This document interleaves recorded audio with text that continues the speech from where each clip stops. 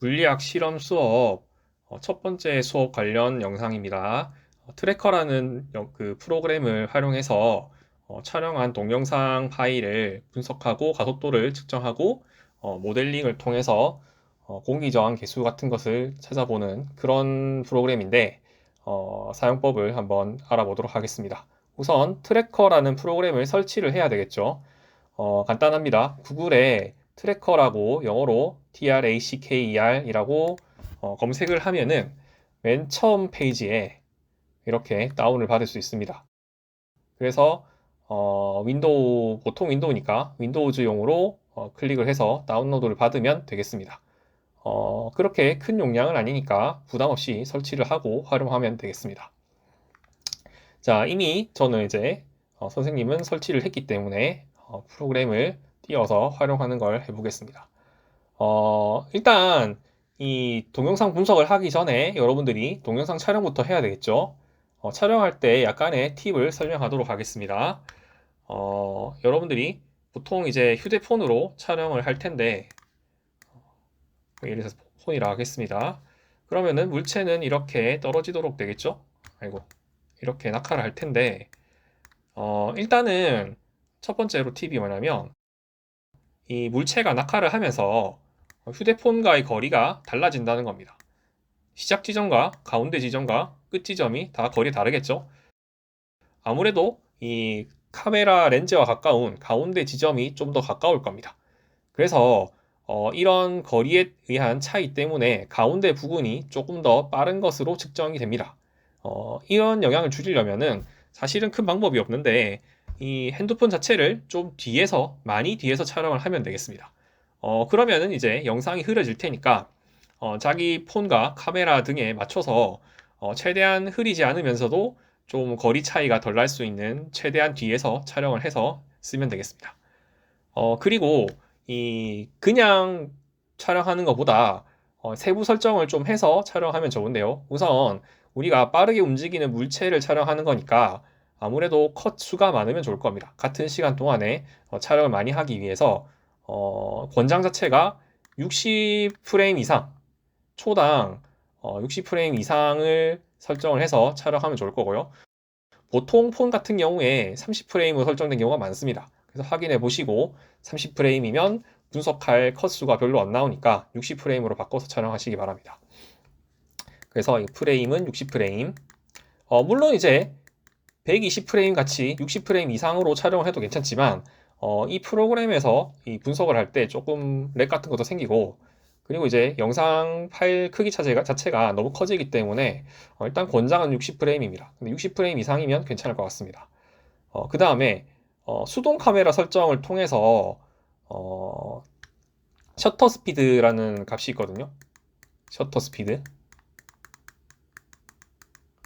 마우스라서 글씨가 조금 이상한데 이 셔터 스피드 같은 경우에 500분의 1초보다 좀 더 짧게 설정하면 되겠습니다. 대략 500분의 1초, 뭐 가능하다면 1000분의 1초도 괜찮겠습니다. 그래서 이 셔터 스피드가 뭐냐면 이 동영상에 한 컷을 촬영할 때 몇 초 동안 노출을 시킬 것인가 하는 거거든요. 그럼 보통 이제 100초라 치자, 100분의 1초라 치자. 그러면은 한 컷에 100분의 1초 가량 노출을 하는 겁니다. 이게 길어지면 물체가 아무래도 움직이니까 보통 흔들렸다고 하죠. 그런 흔들린 그런 영상이 될 겁니다. 그래서 이 영향을 최대한 줄이기 위해서 한번 촬영할 때 카메라가 노출하는 시간을 최대한 줄이는 것이 좋습니다. 다만 이제 이 시간을 줄이다 보면은 일단은 빛 자체가 별로 안 들어오기 때문에 밝기가 어두워지게 됩니다.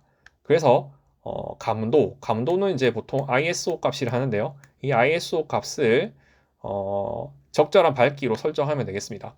보통은 500분의 1초로 하면은 ISO는 한 800 정도 두면 물론 이제 낮의 밝기에 따라서 달라지겠지만 형광등 켠 상태에서는 보통 800 정도로 두면 될 것 같습니다. 일단 중요한 것은 이제 프레임 60의 셔터 스피드 500분의 1초고 ISO 값 같은 경우에는 밝기를 보고 적절히 조절해 주시면 되겠습니다. 이렇게 해서 수동으로 조절하면은 이제 촬영에는 문제가 없을 것 같다. 그리고 이제 그 보통 폰으로 촬영을 하면 우리가 영상 편집이 조금 쉽습니다. 간이 편집이 되기 때문에 크기를 최대한 이 떨어지는 부분만 이렇게 잘라서 두시고, 그 다음에 던지기 전과 완전히 떨어진 이후는 좀 컷을 잘라내서 주셔서 영상의 길이를 줄여주면은 분석할 때 조금 더 편할 수 있습니다. 자, 이렇게 이제 촬영에 대한 팁을 조금 설명을 했고요. 이제 본격적으로 이 트래커 프로그램을 활용하는 것을 설명하도록 하겠습니다. 우선은 이게 왼쪽부터 차근차근히 써나간다 라고 생각하면 되겠어요. 우선은 영상 파일을 불러와야 되겠죠. 그래서 이 약간 서류철 같은 이 아이콘을 클릭을 해서 열기. 일단은 바탕화면에 설치를 했으니까 바탕화면을 열어보겠습니다. 뭐 각종 파일이 있는데 아마 이건 것 같아요. 자, 그러면 이제 미리 촬영해둔 영상이 불러져 왔습니다. 마우스 휠을 조절하면은 이렇게 확대를 하고 축소를 할 수 있습니다.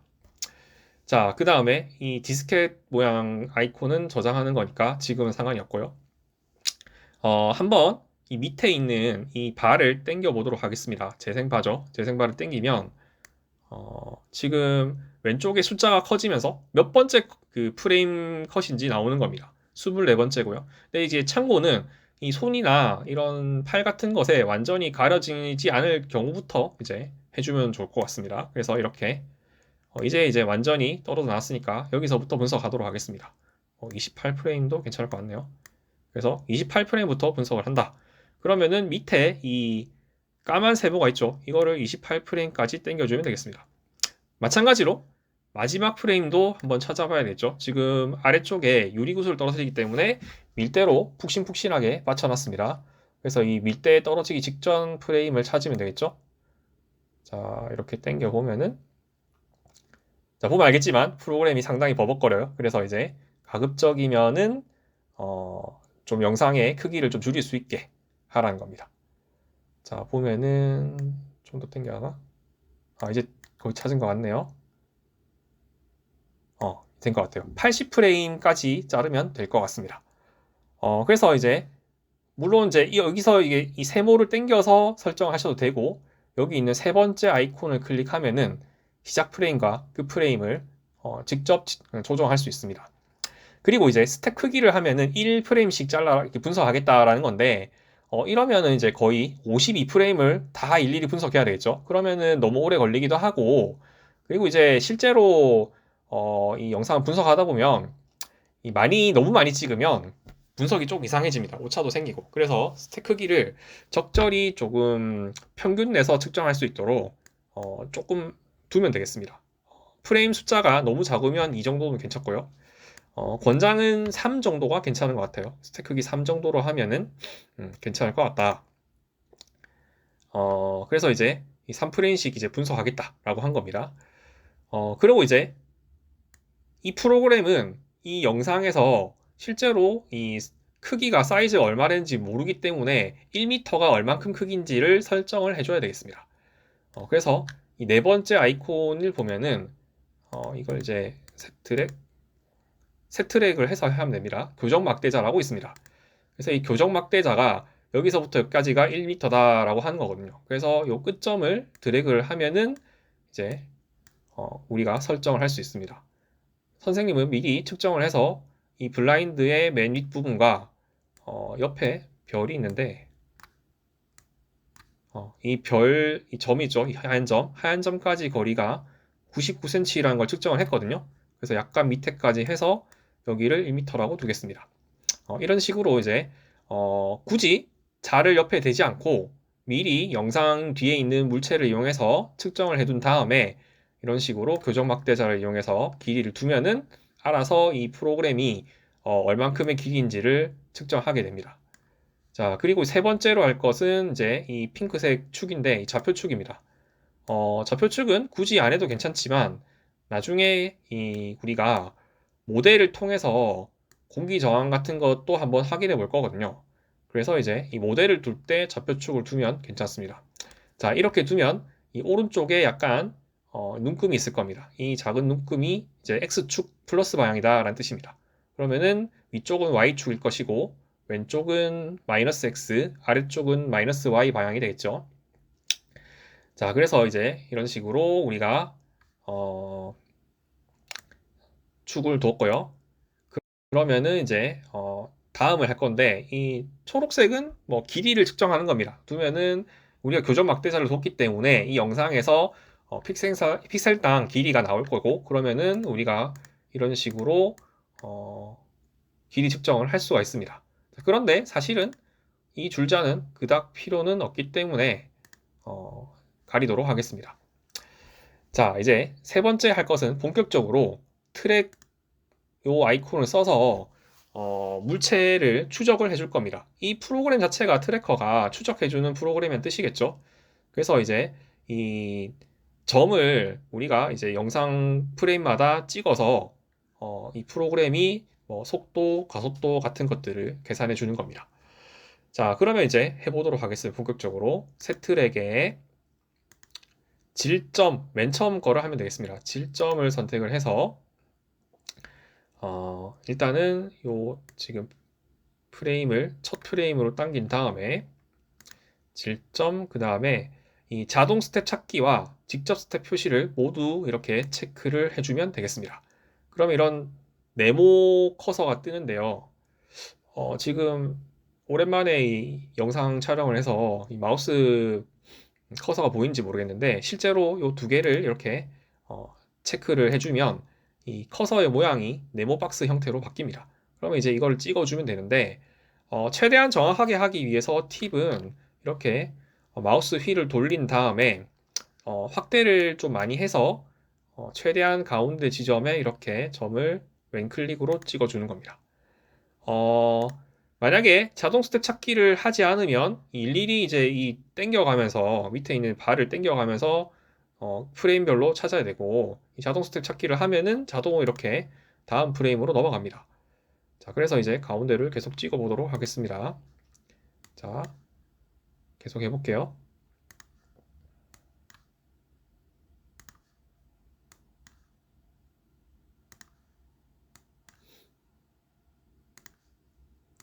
이렇게 최대한 중앙에 맞춰서 점을 찍으면 될 것 같습니다. 옆에 떨어지는 게 유리구슬 보이는데 일단은 탁구공이 잘 보이니까 탁구공으로 해보도록 할게요. 자, 이런 식으로 점을 찾아서 찍으면 될 것 같습니다. 자, 오른쪽에 지금 Y가 보이시는지 모르겠는데 약간 그럴듯하게 보이죠? 이차함수 모양으로 이렇게 되고 있습니다.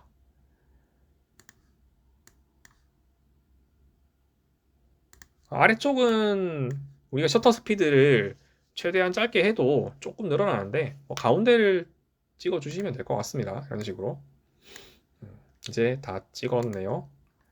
자, 그리고 이제 그 다음을 계속 찍고 싶어 하는데 직접 스텝 표시를 이렇게 체크해 주시면 되겠습니다. 그러면 이제 더 이상 안 찍히게 됩니다. 자, 이렇게 찍고 나서 보면은 지금 3프레임부터 해서 마지막 17프레임까지 이렇게 점이 찍혀 있죠. 근데 사실 우리는 전체를 다 보고 싶거든요. 그럼 어떻게 하면 되냐면 이제 오른쪽 보면은 눈 모양 아이콘이 있습니다. 이 눈 모양 아이콘을 클릭을 해서 조금 느리네요. 트레이스에 모든 스텝 보기를 클릭을 하면 되겠습니다. 그러면은 맨 처음 찍은 점부터 이렇게 뜹니다. 처음에 약간 떨어지고 나서 우리가 점을 찍기 시작했기 때문에 초기 속도가 조금 있어요. 그래서 이렇게 약간 간격이 어느 정도 있는 상태에서 출발하는 걸 알 수 있습니다. 자, 그렇게 해서 이제 이렇게까지 우리가 다 찍어봤고요. 유리구슬도 마찬가지로 한 번 더 같이 분석할 수 있습니다. 한 번 더 해볼까 연습하는 겸해서 해보도록 하겠습니다. 이렇게 아래쪽에 재생발을 첫 프레임 땡기고 28프레임이죠. 그 다음에 새 트랙에 질점을 해보면 두 번째로 하면 이제 질점 B라고 뜹니다. 그래서 이 질점 B에서 마찬가지로 우리가 자동 스텝 찾기와 직접 스텝 표시를 모두 체크한 다음에 점을 찍어주면 되겠습니다. 아마도 여기 있는 이런 회색 무리한 물체가 아마 유리구슬이었던 것 같아요. 투명해서 약간 어둡습니다. 그래서 이렇게 찍어주도록 하겠습니다. 아, 맞네요. 자, 조금 더 확대를 시켜서 정확하게 찍도록 할게요.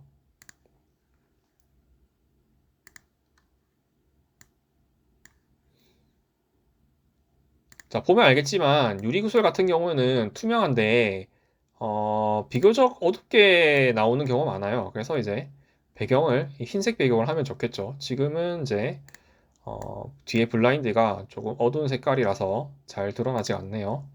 그래도 뭐 최대한 이렇게 중간에 찍어주면 될 것 같습니다.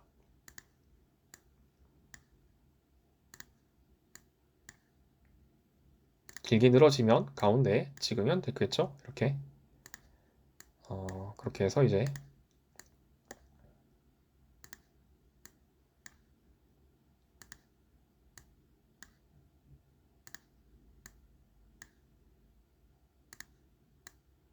마지막일 것 같은데 아마 이건 것 같죠? 그래서 여기 찍어주겠습니다. 됐네요. 자, 이런 식으로 이제 그 유리구슬과 탁구공에 대해서 모두 질점을 찍었습니다. 자, 마찬가지로 직접 스텝 표시를 해제를 해주면 이제 점이 옮기지 않고 되겠죠. 자, 이런 식으로 해주고, 자, 그러면은 점을 찍으면 이 프로그램이 분석을 해주면 좋겠죠. 자, 오른쪽에 표와 그래프가 있는데 이 데이터 부분을 클릭을 해서 XY는 우리가 관심이 없으니까 VY와 AY를 한번 보도록 하겠습니다. 그러면은 VY가 점점 커지면서 AY가 측정됐다는 걸 알 수 있죠. 보면은 대략 8.6에서 10.8 사이 값을 가진 걸 알 수 있습니다. 어쩔 수 없어요. 이게 카메라도 그렇게 정확한 것도 아니고 우리가 정확하게 점 찍은 것도 아니고 그렇기 때문에 어느 정도는 오차가 생길 수밖에 없습니다. 뭐 예상한 대로 9.8 근처의 값이 나온 것을 알 수 있죠. 자, 근데 정확한 분석은 아니지만 보면은 약간 가속도가 살짝 주는 경향이 보이는 것을 알 수 있습니다. 이거는 실제로 촬영할 때 각도 때문에 생긴 오차일 수도 있고요. 아까 말한 것처럼 거리가 아래쪽과 위쪽이 다를 수 있기 때문에 카메라 렌즈로부터 그런 부분 때문에 생긴 오차일 수도 있고 실제로 가속도가 약간 줄어든 것일 수도 있습니다. 아마 두 가지 영향이 다 있는 것 같은데요. 자, 뭐 이게 탁구공 같은 경우에는 실제로 조금 영향이 드러나거든요. 이게 각도가 아니고 공기저항 때문에 확실하게 가속도가 줄어요. 그게 보일 겁니다. 여러분들 직접 실험을 하면서 영상 분석해 보면 될 것 같고 탁구공을 해버리면 재미가 없으니까 저는 이제 유리구슬만 이제 이 공기저항이라 치고 분석해 보도록 하겠습니다. 그러면 이제 우선은 가속도는 이렇게 중력 가속도 9.8 된 것 같고요. 자, 이번에는 새 트랙을 해서 동력학 모형이라고 있습니다. 동력학 모형의 직교 좌표를 클릭을 하겠습니다. 자, 그러면은 이제 물리 모형이라고 뜨죠. 그래서 이 모델을 가지고 우리가 점을 임의로 만들어낼 수 있습니다. 아까 질점 부분은 우리가 실제 영상 촬영을 가지고 점을 찍어서 가속도를 측정을 한 것이고 이 모형은 그냥 임의로 점을 만들어서 보여주는 겁니다. 비교를 해서 이제 이 유리구슬이 떨어지는 거랑 거의 같은 모델을 만들어서 맞춰주는 식으로 해보겠습니다. 선생님이 미리 측정을 해서 유리구슬의 질량 알았는데 지금 M이라고 돼 있는 것은 유리구슬의 질량을 말하는 겁니다. 그래서 이게 1kg가 아니고 20.5g이었어요. 그래서 kg이기 때문에 0.0205라 하면 되겠죠. 20.5g. 그러면은 유리구슬의 질량이 될 것이고 그 다음에 상수를 넣는데 아마도 9.8이 맞는 것 같아요. 그죠? 그래서 이제 중력 가속도 G를 둬서 G도 9.8이라고 둬보겠습니다. 그리고 우리가 사실은 찾고 싶은 게 사실은 이게 좀 측정을 정확하게 하면서 비교해보자라는 느낌이지 뭐 공기저항을 본격적으로 배워보자 이런 건 아닙니다. 그래서 그냥 한번 찾아본다 분석을 하면서 맞춰보는 모델을 한번 만들어 본다는 느낌으로 따라 보시기 바랍니다. 그래서 이 C는 공기저항에 대한 개수입니다. 아직 찾지는 않았으니까 0이라 두겠습니다. 그리고 이제 처음 값들도 둘 건데 좀 이따 하고 fx와 fy가 보이죠? fx는 뭘까요? 이거는 가로 방향의 힘이겠죠? x축 방향의 힘일 것이고 이 축 자체는 아까 우리가 이 핑크색으로 뒀던 이 좌표축에 따라서 결정됩니다. 지금 모델이 지금 새로 만들어지니까 모든 점이 겹치니까 다 여기 다 중첩되어 있죠. 자, 이번에 이 Y 부분에 실제로 그럴듯한 힘을 한번 넣어보도록 하겠습니다. 지금 유리구슬이 떨어지면서 아래쪽으로 Y 방향의 힘을 받았겠죠. 그죠? 마이너스 Y 방향. 그리고 그 크기가 질량과 중력과 속도의 곱과 같을 때니까 mg겠죠, mg. 그래서 아래쪽이니까 방향을 마이너스 해줘야 되겠죠. 그래서 m. 컴퓨터는 mg라고 하면은 이게 뭔지 못 알아먹어요. 그래서 m 곱하기 g라고 직접 우리가 수동으로 설정을 해줘야 되겠습니다. 그러면은 이렇게 모델이 새로 나옵니다. 그래서 이제 점점 이렇게 자유낙하하는 물체의 모델을 점을 찍었습니다. 그래서 이거를 우린 지금 왼쪽에 있는 유리구슬의 운동과 한번 맞춰볼 겁니다. 지금 보면은 이 친구가 지금 이 초기 속도가 0이기 때문에 이 간격이 좀 다른 걸 알 수 있죠. 우리가 이 유리구슬 찍은 거는 어느 정도 지고 있는 중간부터 찍었기 때문에 프레임 분석을 했기 때문에 간격이 있는데 얘는 없습니다. 그래서 이 초기 속도를 넣고 해서 같은 간격으로 만들어 보도록 하겠습니다. 무슨 말인지 이해할지 모르겠네요. 자, 그리고 약간 팁인데 이 x 좌표를 0이라 하지 말고 마이너스 0.05 약간의 값을 두면 이렇게 이동을 합니다. 그러면 이 원점, 이 좌표축의 원점을 우리가 선택을 할 수 있겠죠. 아까는 점하고 겹치니까 선택이 안 되는데 이렇게 당겨주면 우리가 원점 선택을 할 수 있습니다. 그래서 맞춰주기 위해서 이렇게 같은 높이, 0 부분을 첫 번째 이 프레임을 컷을 같은 높이로 맞춰주겠습니다. 그리고 이제 약간의 지식을 조금 설명하자면 공기 저항은 빠를수록 크게 받습니다. 빠를수록 크게 받기 때문에 속도가 빠를수록 크게 받거든요. 그 말은 무슨 뜻이냐? 처음에 이 구슬이 느릴 때는 공기 저항의 영향을 거의 받지 않아요. 그러면은 이 유리구슬의 초기 속력은 공기 저항과 상관없이 오로지 mg만으로 결정되겠죠. 그러면은 그냥 우리가 이 vy만 적절히 우리가 선택을 하면은 될 것 같습니다. 맞춰질 것 같아요. 그래서 뭐 여전히 이제 마이너스 쪽으로 아래쪽으로 움직이기 때문에 마이너스 뭐 대략 어느 값 넣어 보겠습니다. 0.5 두니까 지금 좀 느리죠. 이 간격이 시간별 이동 거리니까 지금 우리가 0.5라 둔 이 값이 실제 유리구슬의 속력과는 비교하면 좀 느리다는 걸 알 수 있습니다. 그러니까 우리가 뭐 1 더 볼까요? 1 이렇게 두면은 비슷한데 조금 차이 나죠. 조금 더 두겠습니다. 1.2 이제 좀 크네요.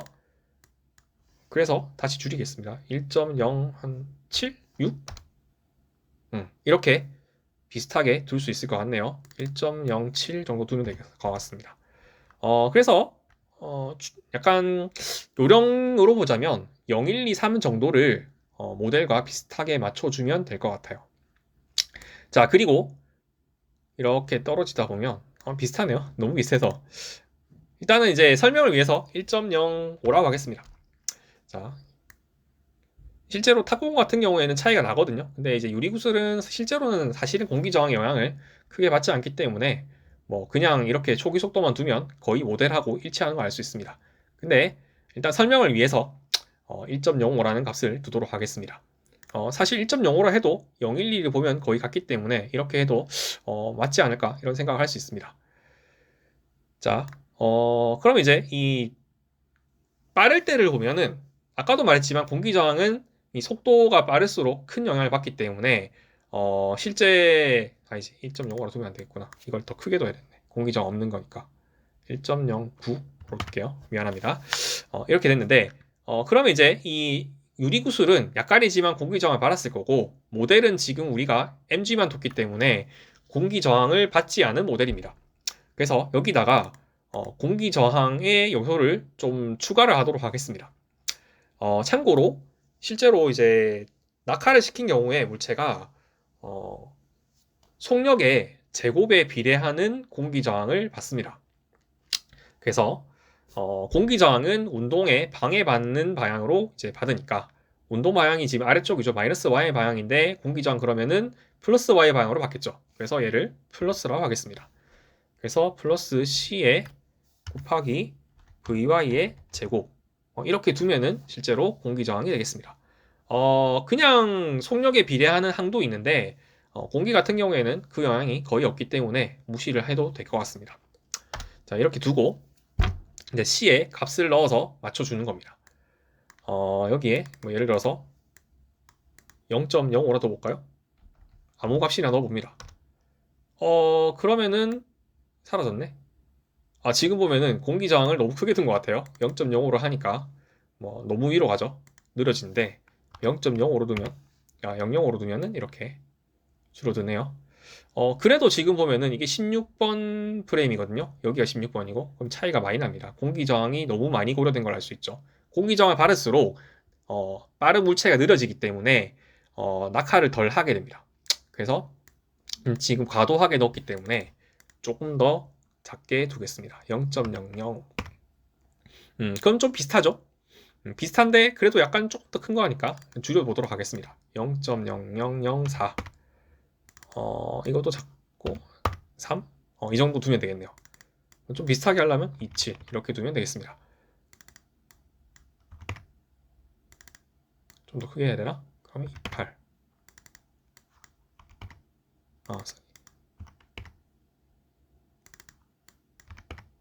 이제 좀 확실하게 비슷하게 된 것 같네요. 그래서 이제 이런 식으로 이 10값을 알 수 있습니다. 물론 이제 유리구슬 같은 경우에 사실 선생님이 지금 VY를 일부러 조금 더 크게 해서 그에 맞는 값을 넣어버렸는데, 그죠? 이게 사실 큰 상관이 없다고 했죠. 탁구공 같은 경우에는 실제로 해보면 이 C값을 넣어야만 이 떨어진 끝부분에서는 맞춰줄 수가 있을 겁니다. 그래서 이제 이런 식으로 이 공기저항의 이 속도 제곱의 앞에 있는 개수 C를 한번 찾아봤습니다. 이거를 우리는 이제 그 속도의 제곱에 비례하는 이런 공기저항을 공기저항 이제 압력저항이라 하고 압력저항 혹은 항력이라고도 합니다. 그래서 인터넷에 항력이라고 한번 검색을 해보도록 하겠습니다. 위키백과에 보통 많이 잘 나와 있어요. 그래서 이제 위키백과로 들어가 볼게요. 여기에 이제 항력이라고 검색을 하면은 이런 식으로 뜹니다. 항력 방정식이 뜨네요. 실제로 이 힘이 아까 말한 이 속도 제곱에 비례하는 운동을 방해하는 힘입니다. 그럼 이 속도 제곱, 이게 힘이고, 개수가 힘이죠. 그 다음에 속도 제곱이 있고, 나머지 부분들이 다 아까 우리가 구했던 C에 해당하겠습니다. 그래서 이 CD라는 어떤 상수가 있고요. A는 면적입니다. 그리고 로는 공기의 밀도가 되겠습니다. 그래서 여러분들이 한번 비교 한번 해보세요. 실제 실험하고 나서 이 로 값 공기 밀도 찾아서 물론 이제 이 공기 밀도는 그람 같은 단위를 쓰면 안 되고 오로지 미터 세제곱과 킬로그램으로 표시된 그런 단위를 써야 됩니다. 면적도 마찬가지입니다. 제곱미터로만 되어 있는 그런 면적을 써야 됩니다. CD는 어떤 상수인데 이거는 팁을 주자면 한글 위키에는 잘 안 나오고 영문 위키로 바꿔서 보면 나옵니다. 그러면은 물체 형태에 따라서 아마 나올 건데 안 나오나?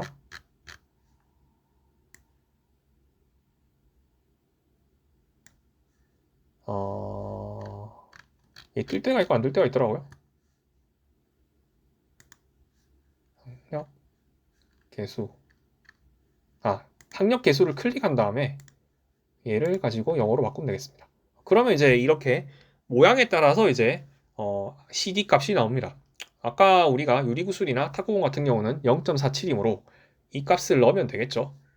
그래서 이렇게 다시 설명하자면 요거는 이 로는 공기 밀도입니다.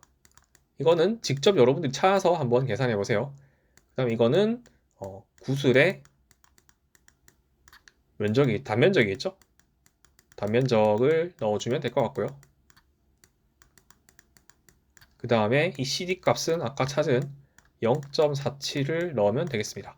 그래서 여러분들이 아까 이 트래커 프로그램을 써서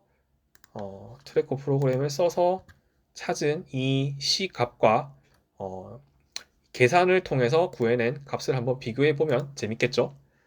그래서 이런 식으로 이제 우리가 분석도 해봤고 모델을 통해서 공기저항 개수도 한번 찾아보는 그런 이제 활동에 대해서 설명을 했습니다. 우리가 수업 자체는 지금 첫 수업이 이건데 이 물리학 실험은 사실은 물리학 1과 물리학 2를 아울러서 하는 실험입니다. 공기 저항은 물리학 1, 2의 교육 과정에 안 나옵니다. 이거는 그냥 한번 모델링 찾아본다는 느낌으로 이제 한번 해봤습니다. 굳이 안 된다면 조금 측정이 그죠? 금손이 아니어서 잘 안 되는 경우에는 혹은 카메라 성능이 안 좋은 경우에는 모델링까지는 한번 해보긴 하는데 G만 한번 찾아서 비교해보는 그런 식으로 해도 괜찮을 것 같습니다. 가급적이면 한번 해보세요. 잘 되는 경우엔 재밌으니까 한번 찾아보면 될 것 같습니다. 이만해서 이 트래커 활용을 해서 이제 동영상을 분석하는 방법에 대해서 설명을 해봤습니다. 다음 시간에 봐요.